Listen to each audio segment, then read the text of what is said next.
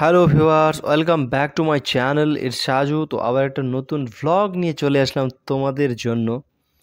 আজকে ভ্লগটা পুরোটাই দেখো, খুব ছোট্ট একটা ভিডিও করছি। এখন আমি আছি হাওড়া স্টেশন। আজকে আমি বেরিয়েছি বিহার পাটনা যাওয়ার উদ্দেশ্যে। তো সেখানে আমার একটা কাজ আছে। যেহেতু টিকিট পাওয়া নিয়ে খুব সমস্যা হচ্ছিল, আর সেন্ট্রাল লাইনের টিকিট পাওয়াটা একটু চাপ হয়ে যায়, যার জন্য দুর্ভাগ্যবশত বলাই চলে এটাকে।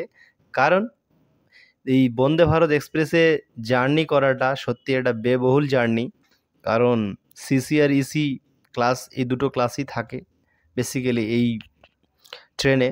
তো চলো, কি আর করা যাবে, দুর্ভাগ্যবশত আমি বন্দে ভারত এক্সপ্রেসের টিকিট কেটেই ফেললাম। তারপরে চলে আসলাম হাওড়া স্টেশনে। হাওড়া স্টেশন থেকে আমার যাত্রা শুরু। আর সত্যি এই বন্দে ভারত এক্সপ্রেসে চাপবো, একদম আলাদাই রকমের একটা ফিলিংস, অনুভূতি জাগছে আমার মধ্যে। কারণ ট্রেন এতদিন ধরে আমরা, বিশেষ করে আমি বন্দে ভারত এক্সপ্রেসের প্রচুর ভিডিও দেখে এসেছি, ছবি দেখে এসেছি। মানে কাছাকাছি দেখার সৌভাগ্য বা কাছাকাছি গিয়ে যে একটা সেলফি তুলবো সেই সৌভাগ্য আমার হয়নি। তো চলো আজকে বন্দে ভারত এক্সপ্রেসে জার্নিটা তোমাদের সাথে শেয়ার করি। আর দেখতেই পাচ্ছ পুরো ঝাঁ চকচকে একটা ট্রেন। আর চলো দেখাচ্ছি তোমাদের বন্দে ভারত এক্সপ্রেসের জার্নি, তার মধ্যে কি কি থাকছে। আর দুটো ক্লাস থাকছে এখানে, একটা সিসি আর একটা হচ্ছে ইসি। চলো এবার উঠা যাক। আর ট্রেনটা দেখতেই পাচ্ছ ঝাঁ চকচকে একটা ট্রেন। আর নিজেকে মনে হচ্ছিল যে একটু, বলে না যে একটু ভিআইপি ভিআইপি ফিল হচ্ছে আর কি, যে এরকম ঝাঁ চকচকে একটা ট্রেন। খানিকটা দেখতে বুলেট ট্রেনের মতো, কিন্তু বুলেট ট্রেন তো নয়।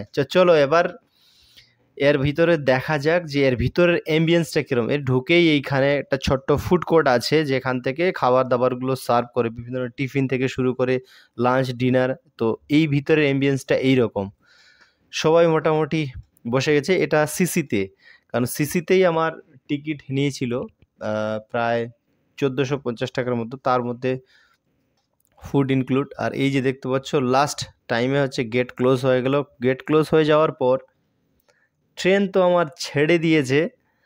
তো বেশ ভালো লাগছিল খুবই, যে ফার্স্ট টাইম আমি বন্দে ভারত এক্সপ্রেসে জার্নি করছি। আর আমার একদম উইন্ডোর কাছেই ছিল, 1-2 সিট ছিল, আমার 2-এ ছিল, উইন্ডোজের দিকে অন্য একজনের ছিল, তো কাছাকাছি। তারপর চলে গেলাম বাথরুমে, ওয়াশরুমে, যেটা মানে ওয়াশরুমের যে গ্লাসে একটা ছবি বা ফটো নিতে হবে, সেটা তো ভীষণ রকমের একটা এক্সাইটমেন্ট। তো স্পিডের কথায় আসি, বন্দে ভারত এক্সপ্রেসের যে স্পিড মোটামুটি 120, 128, 125, 130, হায়েস্ট স্পিড আমি দেখলাম উঠছে 130। এইটা হচ্ছে স্পিড একদম। দেখতেই পাচ্ছ কতটা স্পিড, এখান তো দেখতে পাবে না, আমি মেপে দেখছিলাম। তারপর ট্রেনে যে অ্যাপটাতে, সেখানে স্পিড দেখাচ্ছে। বা এই বন্দে ভারত এক্সপ্রেসের যে প্রত্যেকটা কামরায় স্পিড মিটার বা একটা করে মানে ডিজিটাল স্ক্রিন আছে। আর তার সাথে এই যে পত্রিকা দিচ্ছে প্রত্যেকজনকেই। আর যেহেতু আমি মিল নিয়েছিলাম, আর জার্নিটা ছিল প্রায় 7 ঘন্টার জার্নি।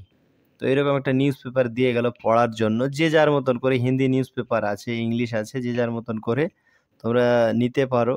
এই যে, তো এরপরে চলে আসলো আমার হচ্ছে না, বিকেলবেলা। যেহেতু আমি চেপেছি ট্রেনে প্রায় 4টার দিকে, তারপর চলে আসলো আমার এইরকম টিফিন।